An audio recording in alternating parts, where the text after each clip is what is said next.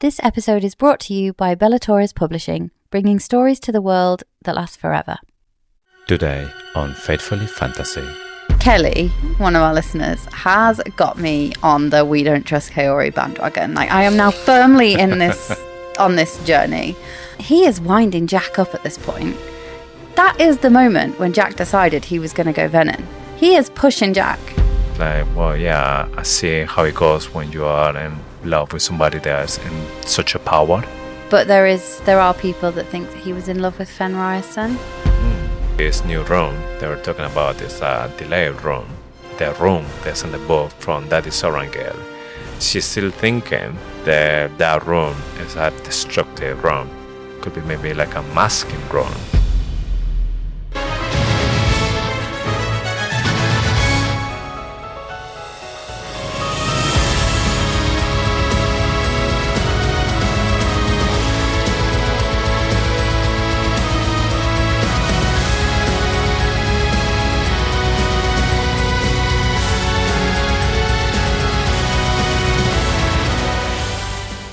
Hello and welcome to Faithfully Fantasy, The husband and wife podcast talking all things Onyx Storm. I'm JC. And I'm Sean. And today we cover chapters 46 to 48. This episode will contain spoilers from all three books, as well as snippets of information we've had from Rebecca Yarros since the release of the third book. And before we start with the squad brief, quick reminder, you can now subscribe for exclusive content. Think early access to episodes, bonus episodes every month, and totally ad-free listening. You can every try for free and cancel anytime. For the best deal, check out faithfullyfantasy.com, or if it's easier, just subscribe right on Spotify or Apple Podcasts for instant access. Also, if you're enjoying the show, please take a second to rate us wherever you're listening. Spotify, Apple Podcasts, YouTube, all of it. It helps more fantasy lovers find us, and it's one of the easiest ways to support what we do. A quick tap and you've made our day. And now, without further ado, let's get into a squad brief. Tyrrendor is opening her borders. Her duke might be ready for war with Navarre, but he sure is brooding, and not without good reason. Are we witnessing Shadows selecting a new master? It's an early start for Violet as she helps Sawyer get back on the horse. Our squad fly for Erasure with at least one, maybe two unwelcome visitors. Violet hears that Brennan can't fix him, despite trying some pretty sus things so far. We find some hope in a book sent by Takaris, and Xaden comes back. He's 3 days under his must-not channel target, but he's done brooding. He's done waiting. She's at full power. He's in full control. No more waiting. Okay, I have to admit, the first time when I read these chapters, I wasn't expecting that we will get a new Shadow Daddy. No, that me was neither. just completely unexpected. I know, and I don't know what to think. Right, let's get to that because I have got thoughts, obviously. Yes, obviously. There's a lot of things that we have to say about it. So, time for a history lesson. Let's dive deep and see what the past is hiding about the future. Chapter 46. Epigraph. When this is over, we should take as much leave as they'll give us and spend it all in Erasure. We can figure out what life is supposed to look like without the daily threat of death. You can govern the province you love during the day, then slide into bed with me at night. Or I can always join you in the assembly chamber. You do some of your best work on that throne. Recovered correspondence of Cadet Violet Sorangel to His Grace Lieutenant Xaden Riorson, 16th Duke of Tyrrendor. Wow. Yeah, let's just get the throwback. So fourth wing, my house, my chair, my woman. Yes. You should have done that bit. Obviously, she's missing that part of the Duke of Tyrrendor working in that throne with her. Yeah. So I got this bit, again, vibes. If there's no magic, there's no threat of death. And it kind of paints the picture of what we might have beyond the fifth book. I don't think they're going to die. So. Well, I don't know if this is going to be one of those stories that maybe we are just living the past. So maybe they're dead, but because they died, I don't know, 200 years ago or something. And it's just part of Yesenia's massive project that she's the one who is telling the story Why about is them. she still alive if they died years and years ago? She's Well, really no, old. she's not alive. She's given the Somebody's work. found it. Yeah. Yeah. Maybe. And then it's not so sad. Yeah. They have a happy life even when we can't witness it. Yeah. No, I'm really holding out for a happy ending. Yes. Everyone's going to be like, you don't know Rebecca Yarros. But I do think her books are happy endings. They tear our heart out. They're emotional. They're awful. They're brilliant. But it is a happy ending. It's just not the happy ending we were expecting. Yes. That's the word for a good author. They had to take you for a ride. You think that you know where you're going, and they take you for a complete unexpected. Yeah. Something that you didn't know that you need or you want. Yeah, but it doesn't mean it's unhappy. Yeah, exactly. So, as we remember, last chapter end with Felix getting into Violet. They need to train. They know now the worlds in Aurasia. They're falling really quick. Xaden has things to do. So he has to go back to Tyrrendor. Something's going on over there. And Violet, she's just training every single time that she has an opportunity. And it's like, finally, she is doing something with this signet. Because I remember the days when we see her after we discover what was her signet. And she will never practice. She will never do anything unless there maybe Card was doing something with her. But she never had this, like, I need to do it because I'm the last hope. Yeah, she was like Harry Potter, leaving his homework till the last minute. Yeah. We do still see that, though, with the runes. She's like, nah, well, I'm in a squad. The rest can that's do it another for me. annoying thing. Yeah. But I guess it's just part of the plot, because if she's supposed to be excellent in everything, probably we don't need 5 books. Yeah, there's no balance. Magic, keep it in balance. Something she says, so she says, as my aim improves, as my strikes increase, the rest of the world seems to go to shit. And that's like, well, there's some balance for you. Things aren't going well, things aren't looking good outside the walls. Yes, so we start to see the Venin are getting closer there and just taken some cities there on the way to go to Aurasia. Yeah, the wards are failing. And the wards are failing, yes. And It feels like deja vu saying that. I mean, we've had failing wards in... Oh, it's just Iron Flame, wasn't it? Did we have failing wards in... Yeah, we had failing wards right from the beginning. Yes, so even when we knew there was wards there, straight away in the same chapter, we found out there's something wrong with those wards. Yeah. So between all this stuff that Violet's doing, and she goes with all the group, and we have basically the Iron Squad together. Card is the one who is doing the classes that represent Xaden, basically, because Xaden is not there. Neither is Aaric. So Redog, he goes with a little joke to Imogen and say, well, we haven't seen Aaric for a little while. What have you done with him, Imogen? You have looked up or something. Mm-hmm. So obviously he's testing here, but normally when he does, it's because there's something he has seen or something that is going on. So I just wonder if something happened already, and this may be one of the hints that even Redog is just confirming that those two are having something. It does seem quite obvious. Every time they're together, it does seem like there's something going on. But I don't think anything is going on. I think Imogen's really worried. You can see that her reaction to this, Imogen, her eyes contemplate murder. I think she's really worried. I think she's stressed about him. Yeah. Because he's still in Drathus. They're on their way to Car's lesson. Do we trust Car? I don't know how to take Car, because obviously he didn't do a good job with Violet with the signet training. But when Varish was with Violet, he was against Varish. So this made me think he's not a bad guy. It's just that he's maybe not a good teacher. Yeah, I agree with you. I don't think he's bad. He seems like the obvious bad teacher.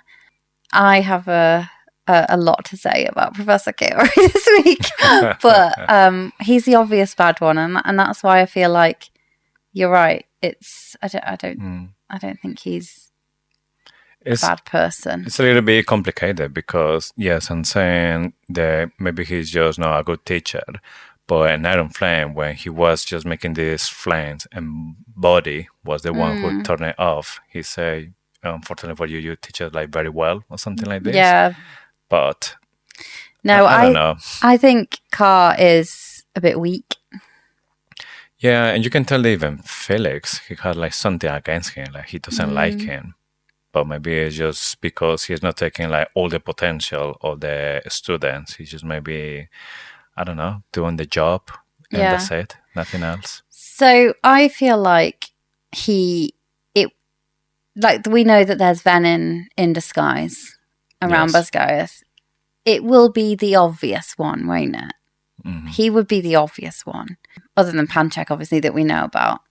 So they're talking about a little bit about everything, and one of the things that jumps straight away in the conversation is that Kaori is going to a ration with Panchek as well.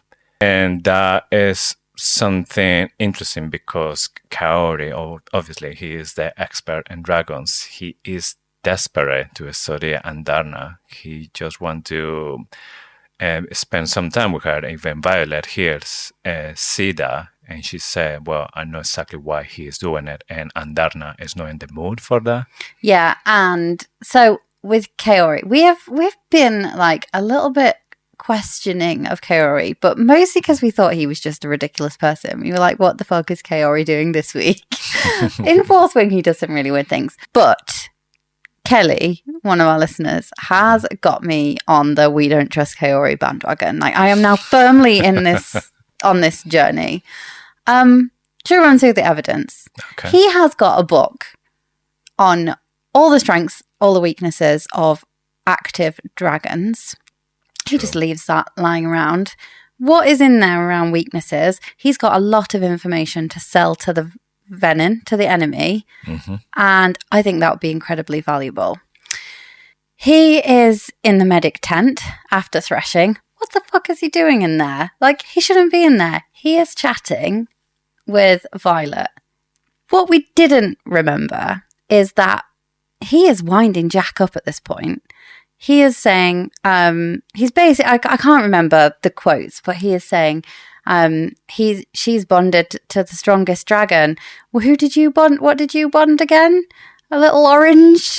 Winding him up. You're the fourth rider of this dragon. Yeah, and as Kelly points out, that is the moment when Jack decided he was going to go Venin. He is pushing Jack. Yeah. And he's in the right place at the right time, or the wrong place at the wrong time, depending on where you look at it. As far as we're aware, there is nobody else in that tent with them at that moment in time. Aaric, we talked about this last week. Aaric throws his axe at Kaori to cancel out or to get rid of the illusion on the flight field when they're practicing the new maneuvers. He is far too interested in Andarna, and you could say, yes, he's the Dragon Watcher, but he is going to Erasure also to get intel on the other Empyrean. He is effectively like doing spies work now. Best of all, and this is where like Kelly had me convinced, he is an illusionist. What do you think that means that he can do to his appearance? Oh, yeah, that's true. He can. I mean, we know already that Venin, they can camouflage very well. But if you add to the fact that he can make illusions with anything. Yeah. So this chapter, like when they go to Erasure, this ties him to Panchek. There's a specific page where it talks about Kaori and Panchek. But if you go back through all of the parts where Kaori shows up, he shows up when Violet's about to be in trouble. He's like jumping in to save the day. He's getting into her good side. It even specifically says Kaori is her favourite professor at this point. Yes. Isn't it something that Rebecca Yarros would do? Make the favourite professor the one that betrays us. Yes, the one that you're not expecting or you don't see it coming. Yeah. So I'm all in now on the I can't trust Kaori. It's gone from Kaori's a bit of a joke to And keep an eye on you. I'm keeping an eye on that man. Yeah, I mean, I completely forgot about the book because we were laughing about it. Like, why he's doing that? And then just leaving any other place when anyone can find it. But what about if everything is just calculated? So much information in there that he can give to the enemy. Yes, and obviously Tern doesn't trust him.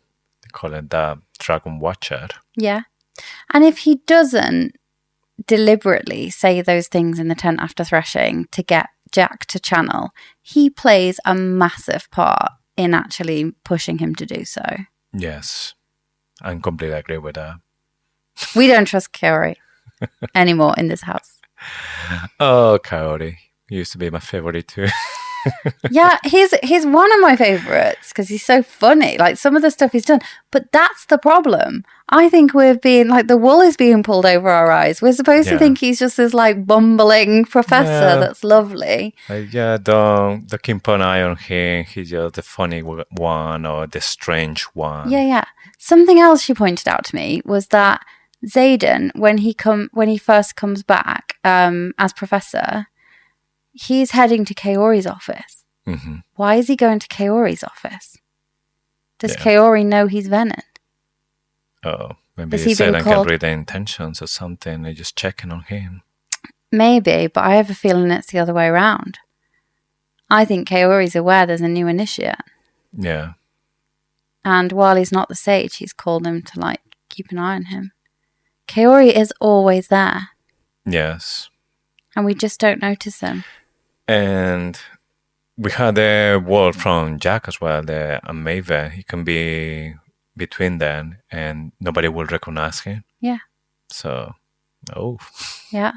So they're in the corridor and Aaric tilts his head, stops suddenly, and basically you get this like comedy. They're all banging into each other. He throws his arm across Lynx to stop him going through the door and like drags him backwards. Then all of a sudden, as if he could see it coming, the Duke of Kaldare smashes through the door, having a bit of a tantrum because he's never known a day of suffering in his life and he's having a bit of a paddy.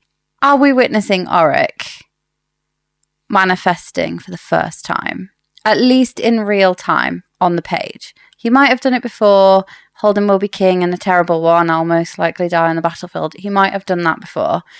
But this feels like he tilts his head. He's confused. He doesn't say he can hear something. He yanks Lynx back. I think this is the first time he's actually doing it on the page. Mm-hmm. Yes, for me it was strange as well because I didn't know how to take it. Either he just saw it in the moment, like maybe 2-3 seconds before it happened, and then he realized it was about to happen. Or maybe he saw it before, and then kind of like a deja vu, like, hey, wait, I've seen this before, what's going on? And then remember the door, and it's when he stops, because, that somebody is going to come really strong. So it's happening right there, or it's just like a deja vu? Either. I don't know. We've got so many questions about. Yeah, but it really feels there's signet related. It's definitely signet related. Yeah. And then, because there's another, when she's talking about the runes later, she's saying even Aaric, who hasn't channeled yet, or hasn't manifested yet, there's too many hints that he already has at this point. Yes. Xaden also walks through the door. His eyes jump to Violet like a compass pointing north. Or like a compass pulled north. Yeah. Well, if this isn't a link to the compass that she has, I am now convinced, and whether it is too obvious or not, I am now convinced that this compass is going to help her stay connected, or at least find him, even though it's obvious and it's Jack Sparrow's and it's like what she desires. I don't think it. I think it's something to do with finding the person she loves or finding the heart. Him. Yeah. I'm interested to see what she's going to say about this compass, because if it's going to be exactly what Jack Sparrow has, it's a little bit like, meh, we've seen this already and somewhere else. So I'm convinced it's going to help to find Xaden, but I'm intrigued in what is going to be the way to find it. It's going to be because it's searching for her true love, or her gravity, or her north. Yeah, well, it literally says like a compass pulled north here, and I think that's like Rebecca Yarros doing what Rebecca Yarros does best and just telling us what's going to happen. And then you don't realise. And then until later and you're like, oh, God. Yeah, that's obvious. So all of this is happening is because Xaden is basically telling to the scenario that Tyrandor is going to open the doors to welcome all the people who wants to go there running from the Venin. All the people from the kingdom, they're against that. They say, no, we can't afford having more people here. You're going to ruin the kingdom if you do that. Say that don't say give a shit. They have a fight with Holden. Holden is saying this is my kingdom. You can't do that. Xaden is just saying you are just the prince for they want to be the ruler, but you are not the ruler. I am the one from Tyrandor, and I'm just telling you this is what I'm doing and this is what's happening. It's like an FYI email. Yeah. You don't need a response. I'm just telling you now so that you can't say I didn't tell you. There's nearly a fight. There's nearly so he says, will you be saying that when my troops arrive at your borders? This is serious stuff. This is a proper threat. Yeah. I want to talk about his eyes here. So Violet notices that the amber in his eyes is brighter but not lighter. Why are there no rings around his eyes? Why does it only affect the flecks and not... Why is it not rings? He had rings at the end of Iron Flame. He had a very faint red rim around his eye. And rather than the full thing going red or a ring around his eye, that doesn't seem to be there anymore, does it? No, it's strange. For me, the strange part as well, how can she notice these things from the distance? He's right there. Yeah, but still, you need to get really close to notice little flakes in the eyes. Unless they may be really big and they can see it from... I don't notice people's eyes anyway. You could be asking me what colour is this person's eyes, and I've spent all day every day with them for weeks and weeks, and I've not noticed what colour their eyes are. You always notice people's eyes, don't you? Yes, but that's what I mean. I can notice maybe just the color, something subtle, but we're talking about flake, going deeper. Yeah, well, I wouldn't even notice the colour of their eyes. I often won't even notice the colour of somebody's hair. Just be talking to them, having a great conversation. Yes. I'm more wrapped up in what they're saying than what colour their eyes are. It just obviously is something strange, but we don't know if it's just because he is kind of in the transition, but because he's not channeling anymore, that's messing stuff with the eyes or with the body or something. And I don't know, a reference. But I thought for the very first time when I read that he was channeling or who was about or something was going on. But in the end... Well, I feel like it might be symbolic of the conflict that's in him, and we are pretty convinced, aren't we, that he is somehow linked to Loyal. Yes. Whether he's been dedicated and the epigraph, we're not going to cover it this week, but that epigraph that comes right in the middle of the sex scene, yes, feels a bit obvious.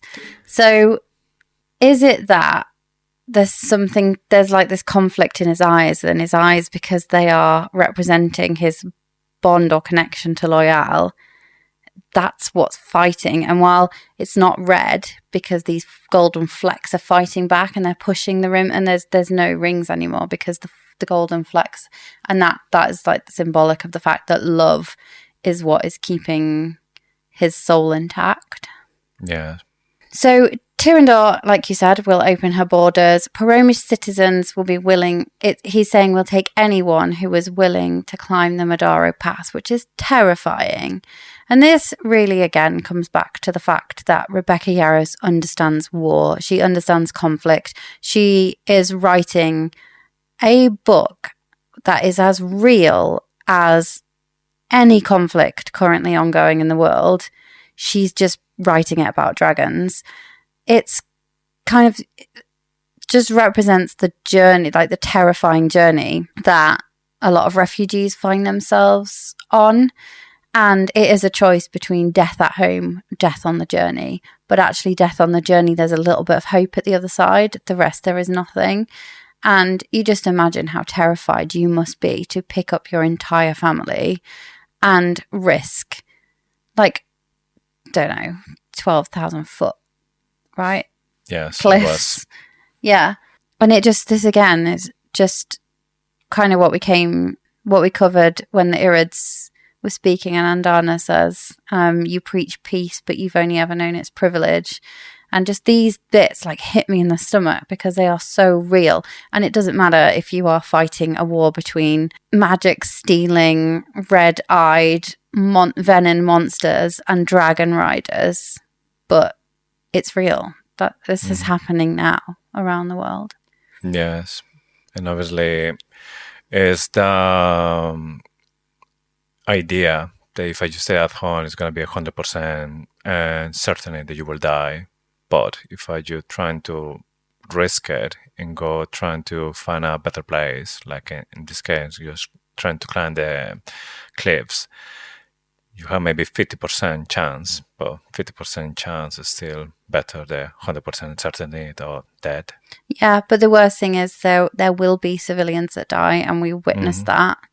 If Navarre would let them in the other way, they wouldn't have to climb the cliffs, and they wouldn't have to go through the valley at the end of the book in the last big battle scene where it's incredibly dangerous. Yes.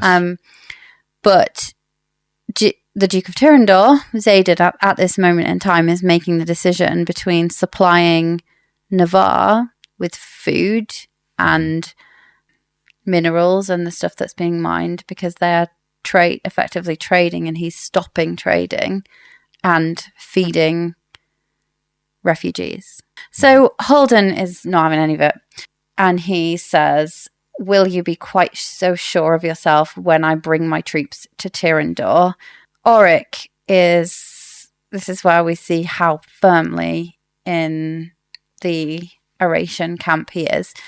He's on the side of Aaracia, and he knows about the provincial commitment, which means a third of the Navarian army now reports to Xaden. This, I feel like nobody's talking about, and I said this last week. Aaric says, I'm under Xaden's command, so you don't have shit on me, basically.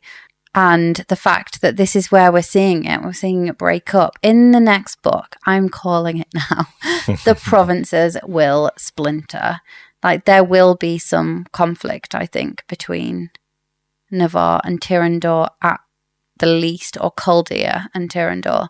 And Kaldea is a teeny tiny province. It won't have troops.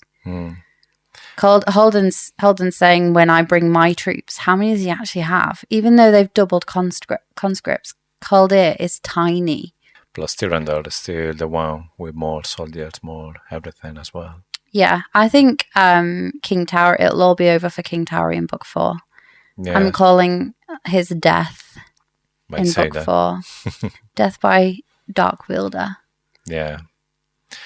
But I think it's in this chapter we start to see there's a better relationship between Aaric and Xaden. It's like Aaric is getting Xaden's back, and Xaden, obviously, he has a really good impression with Aaric, because when Holden was threatened, he was telling him, well, in that case, I'm afraid that Aaric will be the next one to be in the crown. Yeah. Because it's telling you that you won't be the guy who's going to threat me and live to tell about it.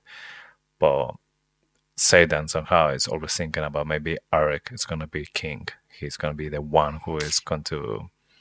I don't see it happening. I just can't see it happening.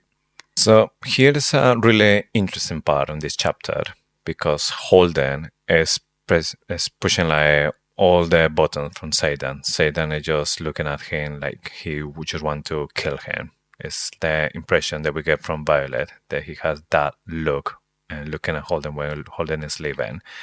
Violet, he's trying to like bring him back, like come to me, and say that he has to blink twice, like really hard, because he's trying to maybe take control whatever is happening inside. I think inside it's just maybe the Venin side taking over, because it happened a couple of times that he's like losing control and he's just maybe thinking about killing or just, Xaden out of control. But it's right here, after he's blinking and like, okay, we're taking the control, when Lynx starts manifesting the shadows. Not even that, his shadows flee. Yeah. Xaden's shadows flee from him, and then Lynx manifests. So here is when the magic starts to see is the breaking point from Xaden. Then when maybe it's the Venin side taking over and there's no return, is when it gives the shadows for the next one. Lynx is becoming the new shadow wielder. So I have ransacked my brain for any reason why this can be a good thing for Xaden. Yes. It's really hard. I'm struggling. So could he be the mirror and not the balance? Like, does there have to be a balance? Imogen says that can't be true. And Violet says, but you're our generation's shadow wielder. Does it have to just be one? I mean, there's loads of ice wielders. There's loads of fire wielders. Yes, we know that there's only ever been one per generation. Perhaps two are needed because they're fighting dark wielders. These people are really powerful. Maybe magic knows they need two. Sorry, I know I'm delulu here. Is Xaden possibly, the shadows are fleeing from him? He was dark and broody and he was the shadow daddy. He's now totally in love. Is he becoming light? Interesting point of view. I'm sorry. I'm just clutching at straws here. I just really, really, really want him to be okay.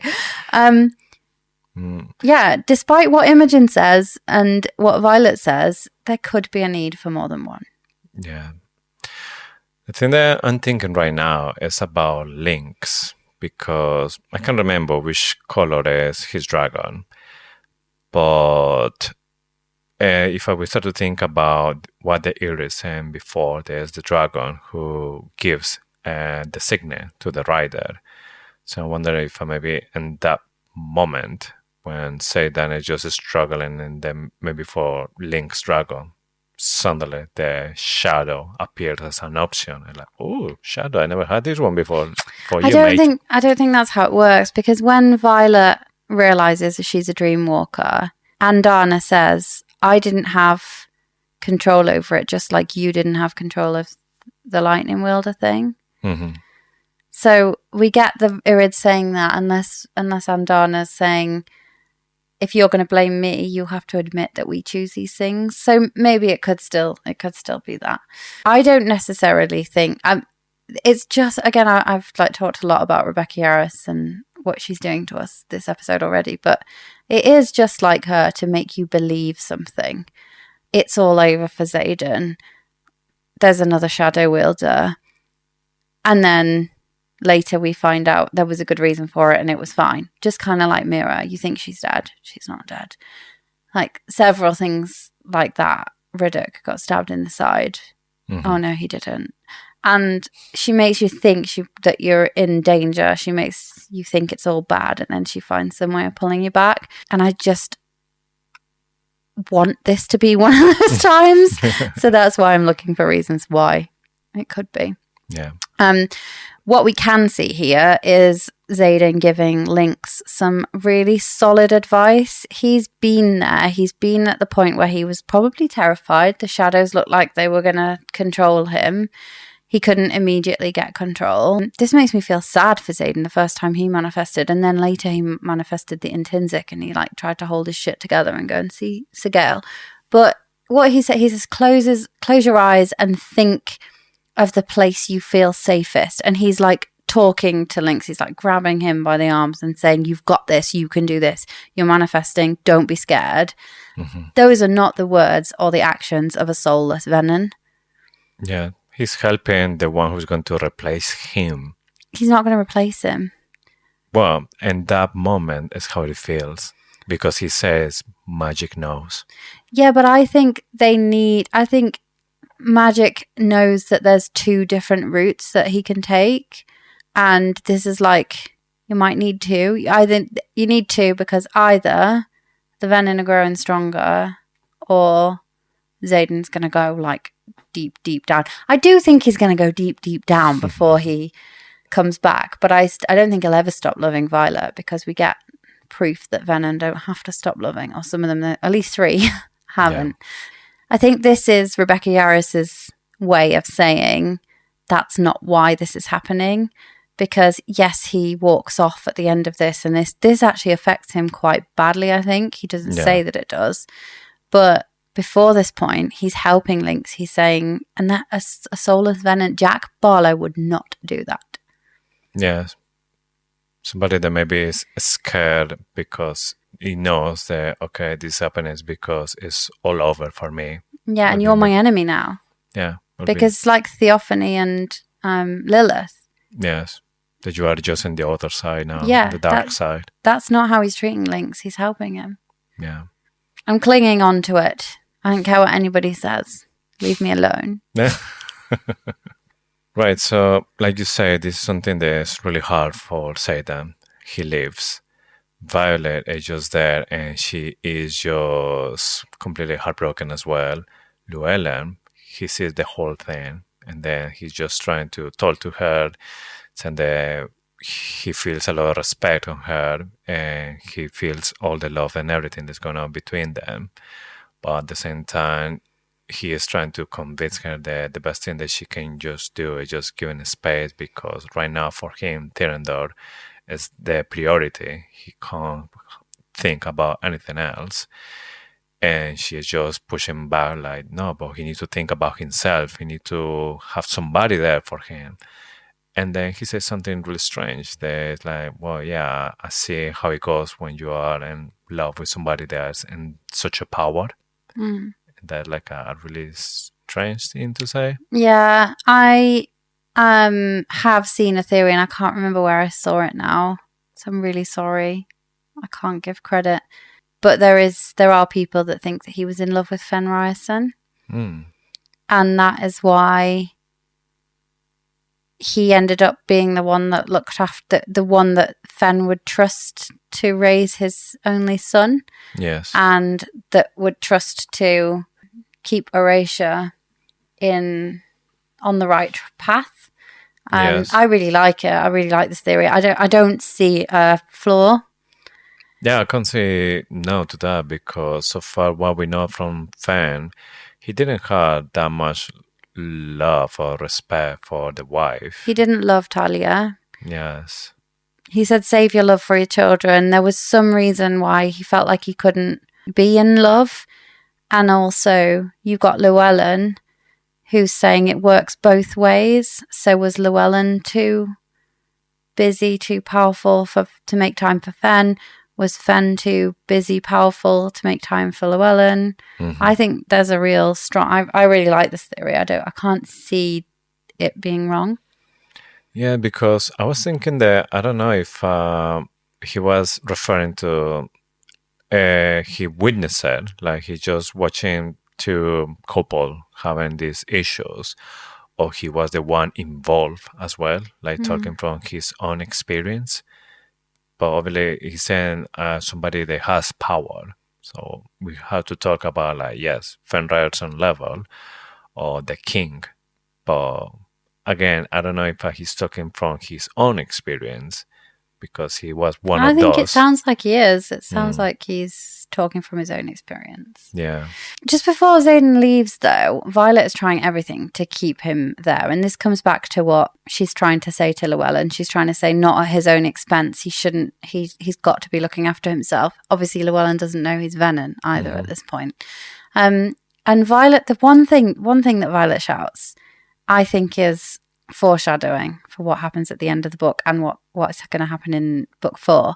She shouts, what happens to Ten and Sigale if you leave or if you give in? And I think we see that happening at the end of the book. I think that their bond is broken, and that is why Ten needs to recover, and he's not there with Violet. I think he's heartbroken. I think he's torn apart inside because Sigale and Anna has broken the bond between him and Sigale. Yeah. Again, I'm not the first person to say this, but I can't find an alternative for why would she shout that at him? Why would Rebecca plant that seed for us to think, hang on, what would happen to them? Mm-hmm. And then there's some major thing that's hit 10 at the end of the book. Yeah, we're still convinced there's Andana, the one who breaks the bond, but so far we don't know what's happening to the dragon once the rider decide to turn into a full Venin, like happened in the end with Xaden. Is the dragon, if I still bond to the Venin, is going to get corrupted somehow as well? I think it depends on the bond, doesn't it? Because Jack is quite clearly able to control his dragon. Mm-hmm. While we don't get confirmation that Varish is Venin, I'm in the camp that believes he was. Solus was definitely... Well, Varish was making us believe that he was being controlled because he was saying... Kaori again. Saying to Varish... And you're saying that you are the one who made your dragon to kill all those cadets. Wait, was it Emetario? No, I think it was Kaori. Okay, well, one of them was saying, unless you admit... Yeah, because Kaori says he went to Panchek already and agreed that she wasn't going to get punished. Yes. Yeah, it's Kaori. So Kaori was saying, unless you're about to admit that some of us can control our dragons, that again just puts Kaori in the... Like, he knows. He knows. And he's saying, are you going to really admit that you're a Venin right now? Because trying to keep Violet safe for now. But yeah, in the end, Violet says to Turn, tell me if he lives. And 2 hours later, he lives. And that's the end of this chapter. Yes. Memoirs of Luzbel. She loved him. She lost him. And he came back. But wasn't completely him. She feared him. She fought him. But she fell for him. Memoirs of Luzbel.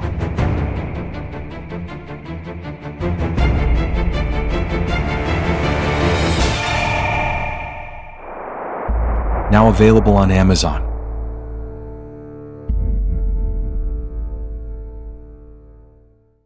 Chapter 47.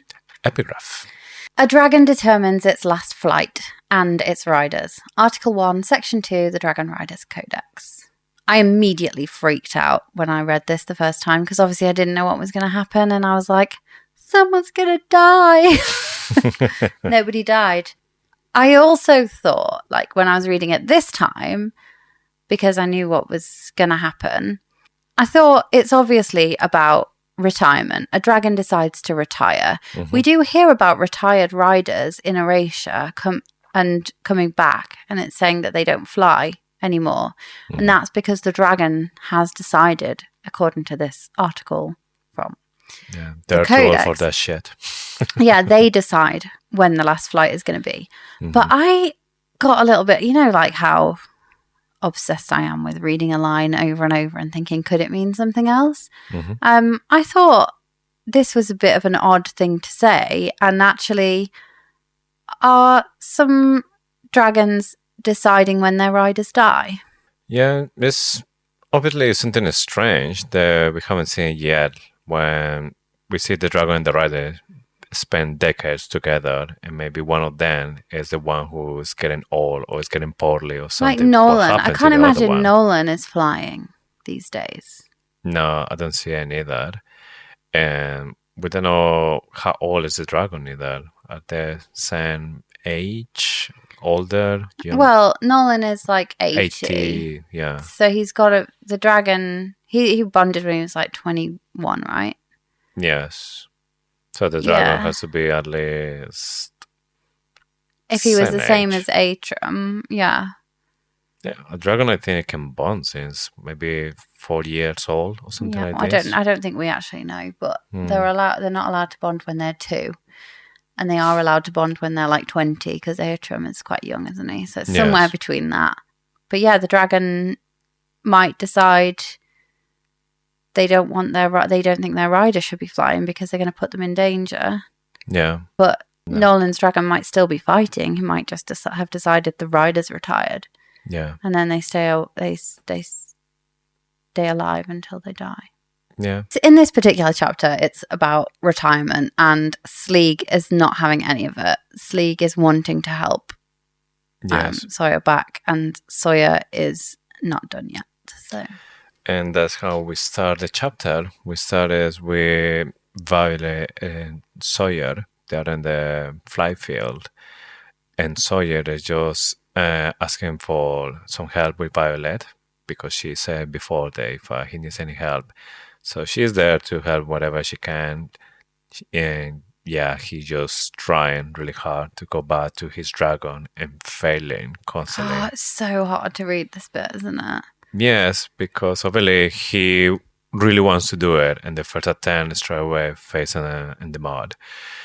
And he keeps trying. And there's a couple of times when he's just in the leg and he's falling. And he's just stressed as well. He's just like, fuck, it's not working or I can't do it. He keeps trying, and he's trying in a part of the leg when the scales has a different pattern. And I was thinking, oh, this is like really convenient that he had this pattern that he needed. But Sleeg, he said like something. It's like he's not happy that he's telling that to Violet. And that's the part I found a little bit strange. Doesn't mean something. Yeah, it's because it's a weakness. I bet that's in Kaori's book. I wonder if it will come back. Whether, they talk about you've got to check between the scales because things can get stuck in them and then they can get infected. Mm-hmm. That's a weakness. And Sleeg doesn't want anyone to know he's got a weakness. Yeah. So far, I don't know what else could go in. Obviously, water. Or, I don't know, snow or something that goes inside because the pattern is basically for liquids or something gets stuck there. And it's armor, isn't it? It's protecting. So if something gets shot at, like a crossbolt or a arrow, that could get stuck in between the scales. Yeah. I guess it's just like flesh underneath, like skin. Yeah. I don't know, but the scales are on top, aren't they? Yeah. And if the scales don't overlap, there's a gap between them. Yeah. Sleeg gets, there's obviously a fight between them, and there's a lot of stuff coming to the surface. It's quite convenient that Sawyer is saying all this stuff out loud rather than privately down the pond. I tend to think that's just because we need to know what's going on. It would be a bit rubbish if there was a silent communication, but I think Sawyer is winding Sleeg up even more because he's saying some of this stuff out loud. But he's saying things like, you took a risk on me, I won't let you, I'm not going to dishonor you by making you lower your leg or flatten out. And Sleeg is saying, obviously we don't get Sleeg's part of it, but we can tell what he's saying. He's saying, you lost your leg for me, the least I can do is lower my body so you can get back on the seat. Sleeg is not feeling like Sawyer is unworthy. Sawyer already feels like he's not good enough because he's saying you risked bonding with a repeat. Andana offers to help. Even Andana doesn't think he's unworthy because we know that dragons think that weakness is bad and they just roast the weak people. Where are all these dragons? Who are these dragons? Ten doesn't think Violet is weak. He will lower his leg for her. Andana doesn't think Sawyer is weak. Sleeg doesn't think Sawyer is weak. Where are all the dragons that think there's a weakness? Are they the bad ones? Or are the old ones? And now there's a new generation. Or are they killing these people for another reason? They're killing these potential riders for another reason. The weak links. Not the weak links, the ones that are possibly more likely to turn Venin. Yeah, because only fourth wing, in presentation day, we saw the son of the dragon just killed ones they thought they were just not worthy or maybe a danger. So yeah, I don't think they're necessarily killing them because they would need help with the riding. I think they're killing them for another reason. We always think the Basgaya was built by humans for humans, for riders, and is made in a way that if you are not stronger enough, you won't survive to turn into a Venin. But actually, we don't know if maybe that was a requirement from the dragons. They had to say, like, you had to make sure that your riders are not going to survive if they're not stronger enough, because we don't want more Venin. But yeah, like you say, Slick, he really wants to help, but Sawyer, the one who is actually refusing. And now Violet, she feels bad as well, because then she's talking with Tern. It's like, oh my God, that's how you feel every single time when you had to lower your shoulder for me. And he said, well, I'm the biggest one, so I'm no concerned that somebody's going to laugh for me. Yeah, it would take a lot more to dishonor me. Yes. Blah, blah. But then she was like, well, but you're doing that just for me, because I'm pretty sure you didn't do that for Nowlin. And then it's when Tern said, we don't talk about the previous I don't think one. he says it like that. I think he says it a bit more angry. No, but and the way that Violet put it, that he feels a little bit like It's like agonizing pain. pain going down the Yes. bond. And even Andarna is just like giving maybe a look, and Violet like, yes, I know that shit, I shouldn't say that. But that way that is put as agonizing for Tern, talking about Nowlin again, it's just for me, it's like proof that Nowlin is still around and is a Venin. Proof. Yeah. So I would say, I 100% agree with you, by the way. So I'm just going to say this because everyone else will. The biggest reason why there would be agonizing pain for anyone would be death. So I don't think this is proof at all that Nowlin is Venin. Although I do agree with you that Nowlin is Venin, because for Ten is very proud. I don't think he would get this agonizing pain over death. Yes, but that is exactly the point in this chapter, in these lines. He's saying it will take more than that to dishonor me. So for him, honor is like one of the biggest sins. But when we put the subject on Nowlin here, then what could be more dishonorable for a dragon as Tern? They choose the source of the ground instead of himself, of the dragon. Yeah, because the rider doesn't think the dragon is strong enough. It needs to take more power from the ground than the dragon can give. That is dishonor. I agree with you, by the way. I'm just saying that the way that it's put as agonizing pain could be the result of a death. I just don't think it is. Kind of like a grief that's still there. Yeah, I don't think Tern will be that upset by the death, more upset by the choice that his rider made. I agree with you. I also think if he died, Tern would be more willing to talk about it. Because it's just a death. It's a death in service, isn't it? Why on earth would he not be talking about it? Riders die all the time. Yes. Is it because he's embarrassed and he thinks he should have chosen better? Especially a rider that died to save somebody else. But that's the type of person Violet is as well. Violet would die to save someone else. He has a type. Tern definitely has a type. He does give an awful lot of shit to Xaden, though, for turning. So you'd think... and resentment. Yeah. Is the dark one. Yeah, but that's the thing. You'd think he would be a bit more like... No, but actually I think precisely because of that, he is feel more resentment against the people who choose to turn into a Venin. So he feel like it's still an open wound. Yeah, because now Xaden's effectively told him his mate is not strong enough either. Yeah. She was wrong. Yeah, I do agree with you, by the way. I think more likely than not, Nowlin turned Venin. Yeah. Which means I think it's more likely that he's Venin than he's Malak. No. Which is sad. Yeah.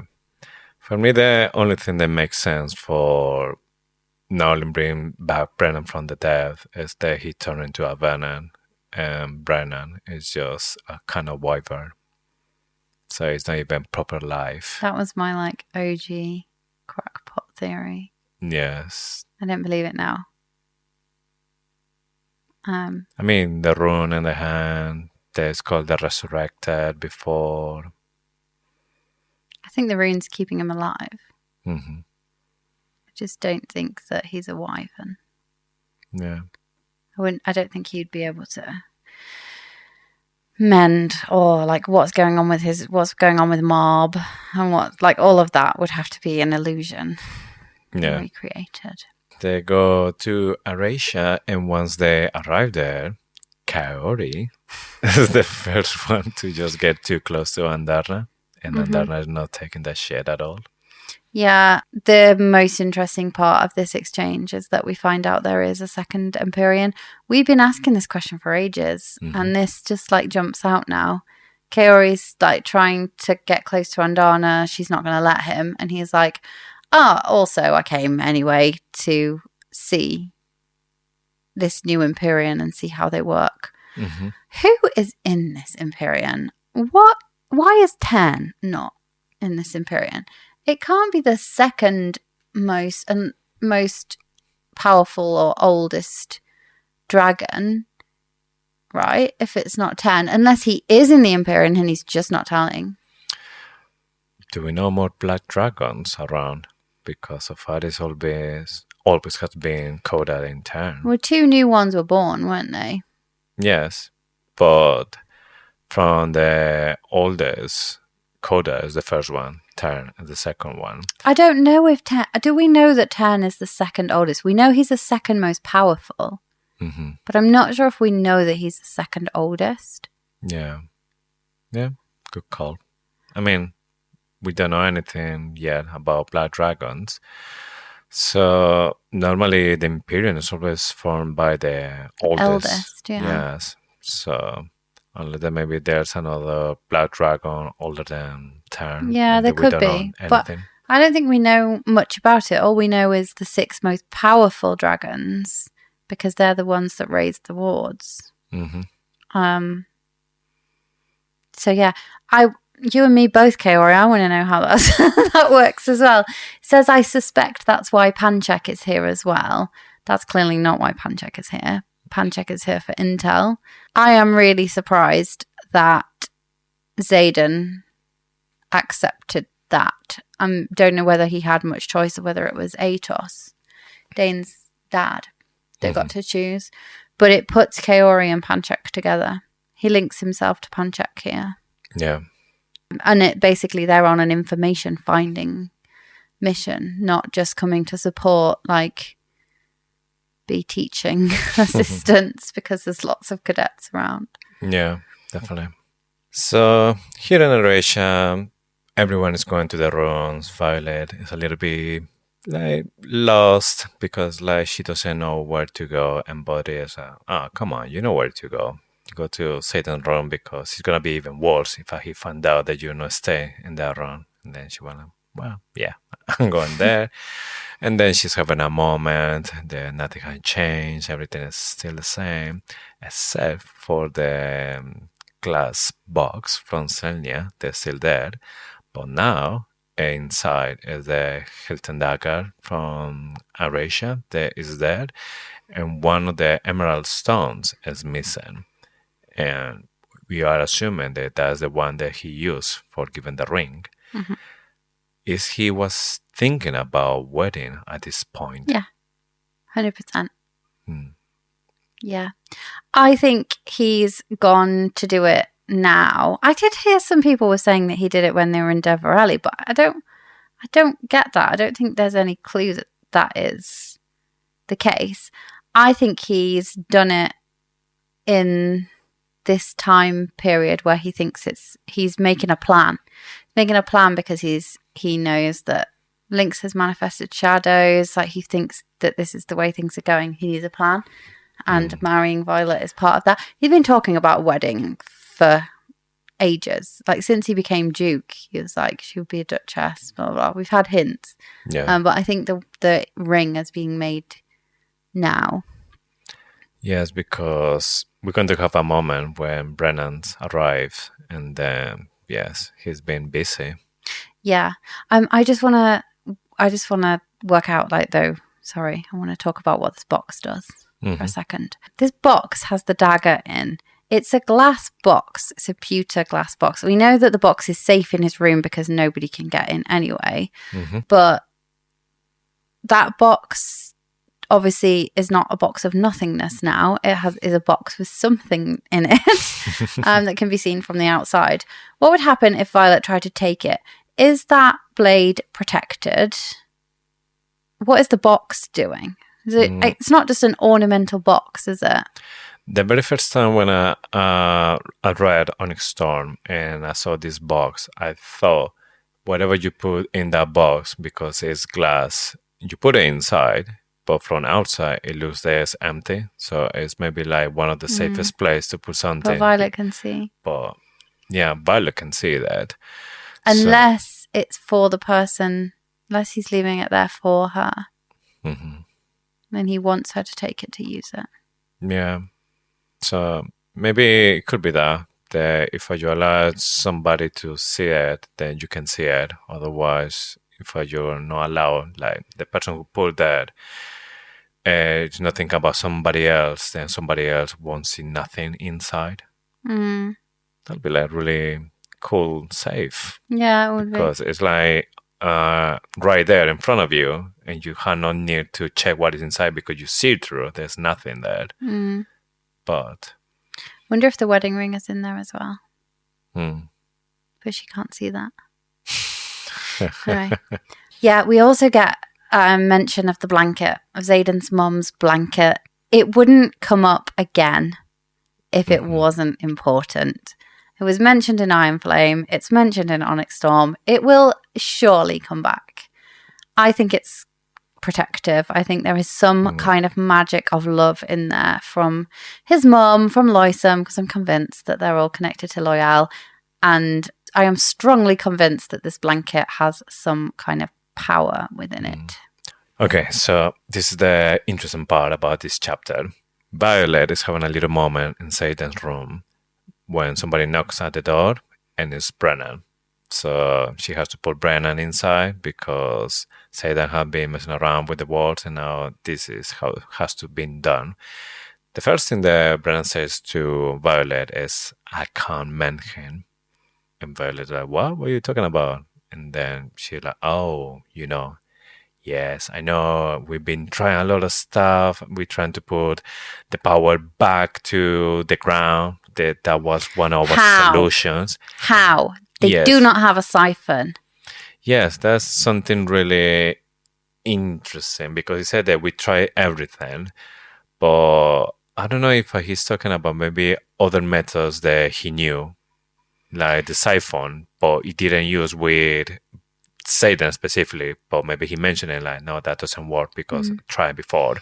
Or if they were trying somehow, but siphons, they're rare as well. How they try it, and obviously it didn't work. That was one of the theories that a lot of people have, like, oh, Sloane is going to be the cure. My theory. Like, I was dying on the hill. Yes. But I don't think they did it right. We know Brennan can't siphon, because I was thinking, hang on, Naelin, is he still linked to Naelin? Does he have Naelin's power? Did they try to siphon it in? But we know that Brennan can't do that because he doesn't do it for Mira. He needs Sloane to take the power from Dane so he can't siphon. So how did he do it? I don't think he tried to do it properly. And there it could be. He's saying, I don't know if this is Rebecca Yarros saying, no, you're all wrong. This isn't going to work, because she's like wanting to quash any thought that Sloane is it's as simple as Sloane putting the magic back. But he didn't do it right because they didn't have a siphon, unless they did have a siphon and we just don't know about it. Somebody else knows. Yes. So whatever, if they use a siphon or other way, trying to put the magic back to the ground. Didn't work. The other solution, that I don't know who came with this one, is sitting in the dragon eggs. First, who came with this idea? And second, how did they get close? Yes. I thought that no human is allowed in the Vale or in dragon territory, and more when they had dragons, eggs. Yeah. So, Which dragons let them close to their eggs? and sit on the eggs. Not sitting on them, sitting with them. Well, Like sitting next to them, like having a chat. So you're like, I mean, security risk. yes, unless they were talking about Sagel's eggs. Why would they be there? Why would they be there? When would they have been put there? And then they would spend all their time at Basgaiath. I don't see. And I know that Rebecca Yaras might be lying to us, but she did say that Sagel and Ten do not have eggs. They would not have babies, but I don't know where they're getting hold of their dragon contraception because we know that they're definitely at it. Yes. But whether there's like a mini pill for dragons. And the pull-out method doesn't work always. Yeah, maybe not. So, big security risk there. Mm-hmm. I tend to think that they are not. But also, we know dragon eggs go missing at the end of this book. Mm-hmm. And we also know that Xaden and Brennan are, so far, the only people we know who have had access to these eggs. Yes. Is that a clue that was one of them had something to do with these dragons' eggs going missing? I tend to think it was Aaric because he saw they were needed. But, and if they let Brennan and Xaden in, then they let anybody willy-nilly just march on up to these eggs. No wonder they got stolen. I mean, I don't think it's going to be Brennan because he was NDM with Violet. But Xaden... Well, he's a strategist. He could have had everything to do with it. Whether physically he took them where they needed to go. Mm-hmm. Brennan could have had everything to do with it. It doesn't just because Brennan's around at the end, it doesn't mean it wasn't his idea. No, I give think the maybe eggs. Xaden just go there with the veins in the eye, like, oh, this is getting worse, so I'm going to see it with the eggs, around the eggs, if that's fine, for a little bit. And then took 6. No, so this other Empyrean are obviously a little bit lax with their security. Maybe they're taking the same approach as the Riorson house, when doors are always open for anyone, there's no secrets. Well, we look where that got them. At So the in end the of end, the the book. people, the dragon from the Vale, they are the ones who know what they're doing. Well, with the eggs, yeah. Another part of this conversation that I found really interesting was that Brennan says he must be further ahead than when Nolan started working with Jack. Mm-hmm. What was Nolan actually doing with Jack? He Mending couldn't the soul. cure him. But was he? Yeah, he said he was mending the soul. Mm-hmm. Was it? It wasn't successful. So how could Nolan think that he could mend the soul when Brennan couldn't? Because Xaden's channeled what, 3 times? Mm-hmm. 3 times? Yes. Surely Jack channeled more than that because he was like, I mean, to survive the fallen from Fortwind, yeah, he has to be pretty much like full Venin. he definitely channeled on the won't map, die. didn't he? Yes. Well, he wasn't channeling. He was passing power to Violet. No, but it said that there He was already a confirmation Venin that was when he when channeled. that happened. Yes. So he channeled, then he channeled it. So he channeled 3 times as well. What was Nolan like? There's something doesn't add up here. Yes. Did they just not have an air wheel? But they would have had Garrick. Garrick's Yeah, an air but wheel. the air wheel is just to prevent the channel yeah. from the ground. And Xaden's not doing that is not anyway. doing it. Yes. Yeah, it didn't. Something doesn't add up there. And I wonder, this idea they have at the end where Xaden's written a letter to Brennan and he's like, I want to try mending the spot at Basgaiath where it happened. Do they think they ever tried that? Would it work? No. I mean, if sitting with dragon eggs and siphoning the power back into the earth, unless they siphon the power back into the earth at that specific point where it was stolen, maybe. I still don't think I was sure this was going to be the cure, but I'm now more and more convinced that love is the answer. Like, it has to be. Yeah, this is a romance book. Yeah. Chapter 48. Shall we move on? Yeah, epigraph. I love this one. 472 AU, Willhaven, Breivik. With the exception of one house, the village was desiccated overnight by a single Venin estimated to be a sage. The only adult among the 3 survivors described her as astonishingly ageless, hair as black as the day we married, but in place of the age lines I'd expected were bulging scarlet veins branching outwards from her red-ringed eyes. The Resurgence of Evil, a Timeline by Pearson Hallowell. Right, let's break this down. So, one house survived. The whole place was absolutely ransacked. And then you're like, why was that house left alone? Well, 3 survivors and 1 adult survivor. And he talks about this woman as hair as black as the day we married. So we know that they are the husband and wife. At one point, he was her husband. So I think because he's the only adult, we can then assume that that the other 2 were his children, their children. So by that, we can divine that the Venin did not kill her husband and children. Yes. She was fully like Venin at this point. She was a sage. Like she'd moved up the ranks. So she was still able to feel something for them and keep them alive. That's the first thing I would say. The second thing I would say is that he expected her to be older. He expected her hair to be grayer. He expected age lines, which means she had gone away to become this sage and she has come back and she still does not want to kill them. So she could have been doing it for a different purpose, or she could have been effectively doing it to save them. It is the only surefire way, apparently, of not being killed, is if you've got your other half is a Venin, or you've got something they want. But yeah, the fact that she came back and he expected her to be a lot older, this is like years and years since, but then you'd think the children would be older. So there's some things that don't make sense.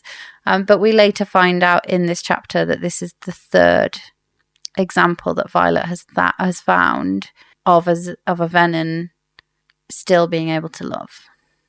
I love this epigraph. It gives me hope. Especially after the Lynx situation. For me, this epigraph give me 2 points to detail. So the man is saying that she looks black hair just when they met the first time and ageless, which we're saying the Venin, when they turn like a proper sage, they like look young, because it's been a couple of times when mentioned a full Venin, but they look young, maybe in their 20s. Well, I'm thinking when I'm talking about this, Kino de Varelli, it looks younger than it should be. So that's one link there. Next, as we're talking about this attack, all the houses were destroyed except one. So the one from the Venin family. This reminds me of Tekaros. Yeah. Because his kingdom, his area where he lives, is the only one that the Venins never attack. Yeah. So because he's Venin. Yes. So or at least somebody close to him is Venin and is leaving him alone. Yes. So for me, this is just more confirmation about that Venin link that Tekaros has there. And it's his book. Yes. Okay, so the first word of this chapter is thunder. Lucky for Violet and Xaden, in this chapter, there is a thunderstorm. So suspicious people might not notice that they're getting on because there's already a thunderstorm. Yes. The wards are failing. My money is that Theophany is close by. It's a really strange lines, because Violet described there's a thunder and she said there's like inviting me to play. So maybe it's just Theophany. Right, it definitely is Theophany. Just waiting for the wards to fail. Yes. One thing she says here is it says she's thinking back to Brennan and Xaden. He's not given up. Brennan hasn't been able to fix it yet, but there has never been a problem that my brother can't solve. I do think Brennan will play a key role in figuring this out, perhaps because of the link with Nailin, perhaps something, but it feels like that there on the page is a clue that Brennan is going to figure this out. Mm-hmm. Violet is having some thoughts here, and one of them is that she's thinking that maybe she should do something more proactive with the time that she has, that maybe she should study about this new rune that we're talking about, this delay rune. This rune to trigger a rune that has lost magic or it's not working anymore. But she is not taking this seriously again, which for me is another hint that the rune that's in the book from Daddy Sorangel is something that she actually will be able to activate or reactivate with this rune that she doesn't want to learn yet. But I think it's because she's still thinking that rune is a destructive rune, because that's what Rhiannon says. But once she starts to learn more about runes, she will realize that maybe that rune there could be maybe like a masking rune. And then when she used this new rune to trigger this one, is when we're going to see the research about feather tails and the other stuff that we were expecting from Daddy Sorangel that we didn't get in this research. I love this. I had a similar thought, but I didn't think of the rune, the research rune. Mm-hmm. I thought about Mari's protection rune for Xaden and the marked ones. He's keeping it. It's still there in his bedroom.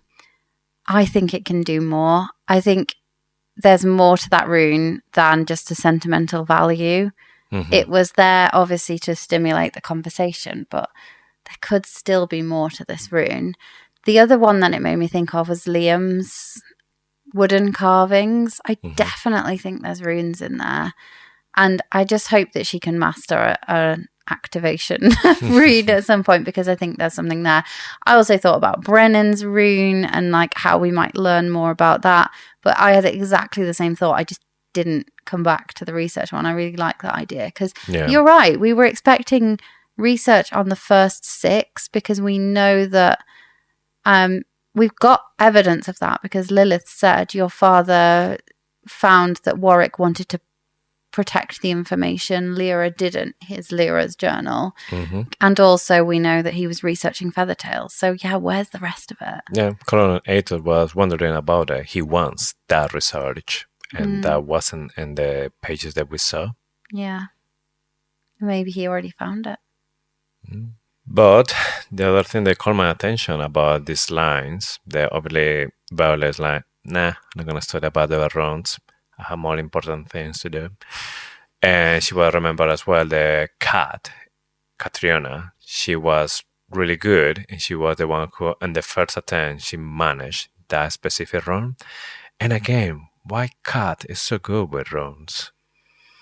Yeah, I think Cat has been practicing the knots. I think it's another annoying thing that was like Xaden was teaching her the knots and she maybe took it a bit more seriously than Violet did. Mm-hmm. So it's just like an annoying ex-girlfriend thing.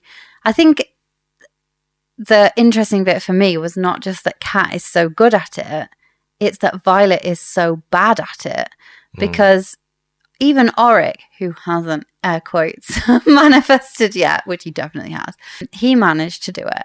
Everyone managed to do it, apart from, was it Lynx or Baylor? No, Kai. Sorry, Kai, the flyer, set fire to his hair or something. So he didn't do it either. But the reason I think Violet is so bad at it is because Tern's power is too powerful, so she can't use that. Obviously, later, Quinn teaches her how to do it. She's like, wrestle it into place and she can do it then.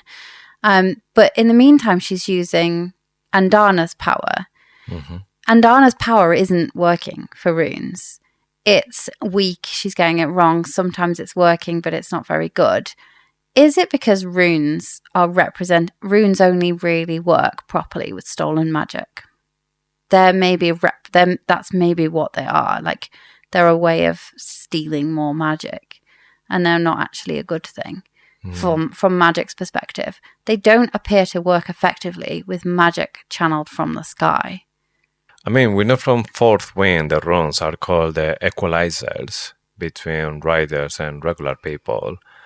But for me, it's more about riders and Venin, because they're using runes to bring wyverns because they can't use dragons. And I'm convinced as well they're using these runes to maybe duplicate or do something like sickness, because we saw Berwin with fire, will like disappearing, like he is as well. Distance wielder, we saw that in dreams, so he's like using different powers. And Bodhi's signet doesn't work against these signets. Yes, because he's countered sickness. Yeah, not a counter rune. You need like a counter or counter magic. It's counter sickness. Yeah. There's definitely something about Violet. It's not just that Violet is not good at it. It's something to do with the tools she's using, I think. She's not able to effectively create a rune with magic as pure as Andana's. The only time she gets good at it or any better at it is when she starts using Tern's power, and she's given that guidance from Quinn later in the book to like bend it and like not just try and bend it, to like snap it into place and like be a bit rough with it. Yeah. So yeah, two good questions. Why is Kat so good at it? Why is Violet so bad at it? Yeah. So somebody's knocking the door, and Violet. Somebody's knocking on the door. Sorry. Go again. Yeah, probably people from the United States don't get that reference. No, good point. And it's Xaden that he is completely wet because he's been flying in this storm. Someone else is pretty wet as well. Sorry, I couldn't resist. Well, not yet, but she will. I wasn't talking about Violet. I was talking about Violet. I just couldn't resist saying that. Oh gosh, you spend too much time with me. I was talking about the carpet because he's dripping all over the carpet. Dripping all over your ass. I mean, he still had the trousers on, but not for long.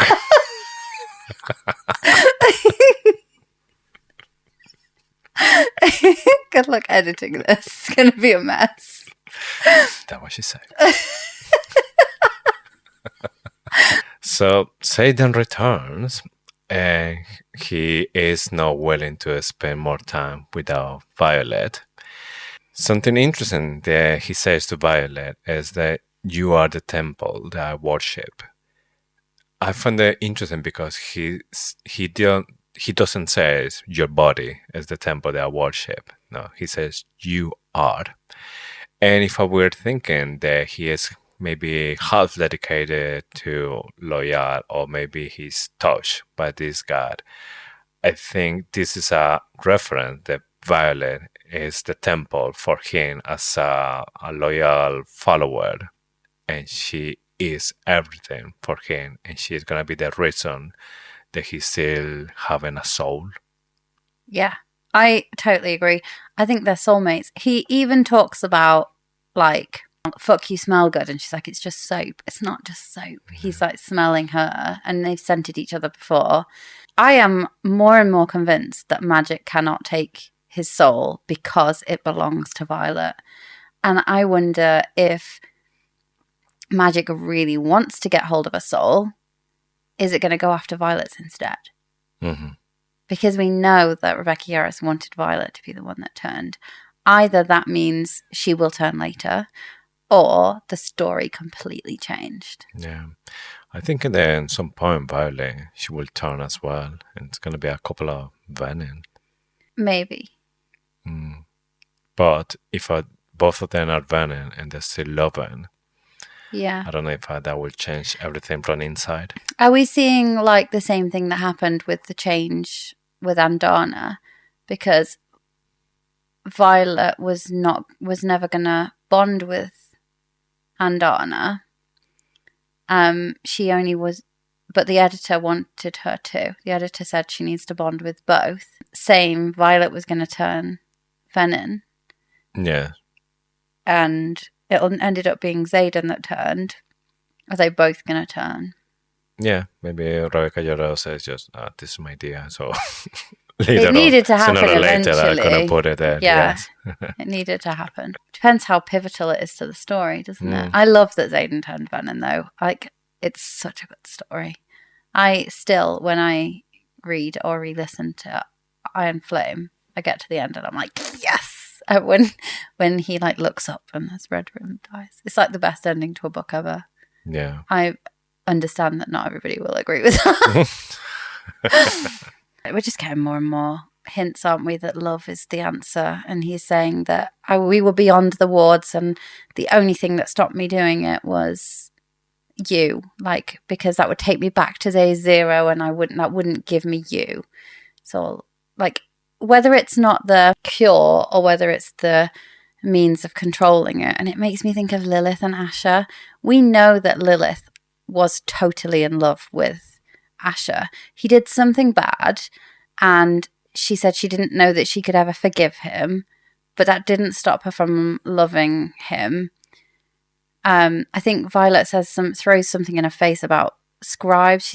You don't think scribes are good enough. And she said, bullshit, the love of my life was a scribe. Mm-hmm. And I do genuinely think she loved him with like all of her soul. Unconditional, yeah. Yeah. And perhaps, again, that was maybe a reason why she was able to walk away or why she was able to maintain control after channeling. So, yeah, they start to have like an awkward moment. They want her, but they need to stop. They want her, but it's not a good idea. But then, and in the end, Xaden is saying that, no, I'm not waiting anymore. And that is the end of the chapter. Shall we go for the Oryx Auguries? I think we've had quite a few bits of foreshadowing and theory making in this episode.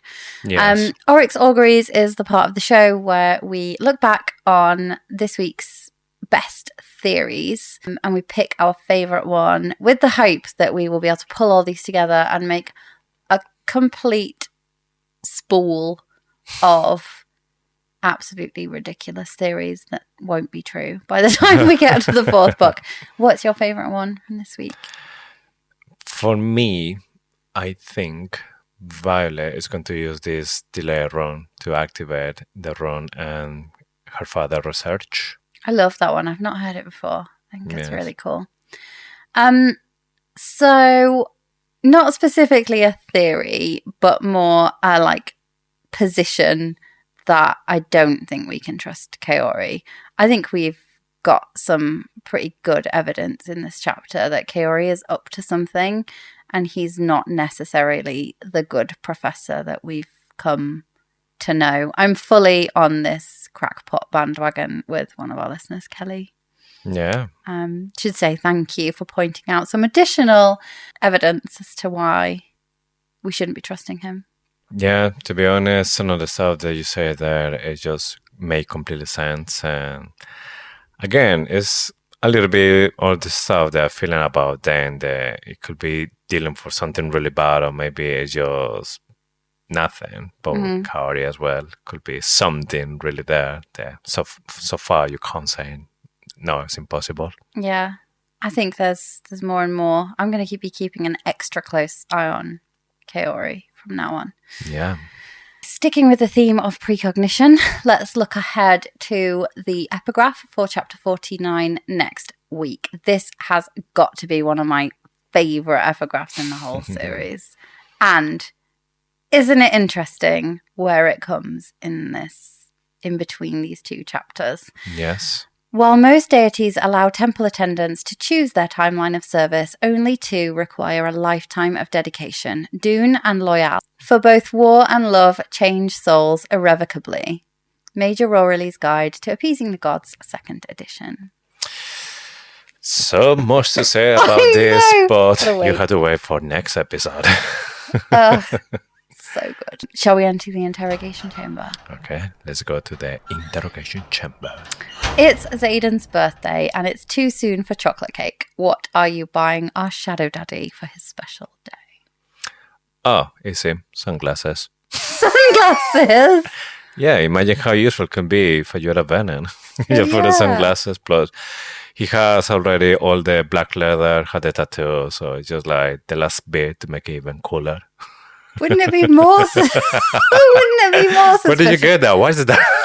Wouldn't that be more suspicious? Because often he's always around and it's like thunder and lightning and rain and he's still in his sunglasses. Nothing to see here. I'm just a cool guy. Yeah, good point. Yeah, he would look good. Cool guys use sunglasses. Yeah. This is not a joke, but I am buying him some therapy lessons. It's not a joke. Like this guy really needs some help. Therapy lessons. Yeah. No, a lightning rod for outside the room so that they don't have to keep replacing the furniture.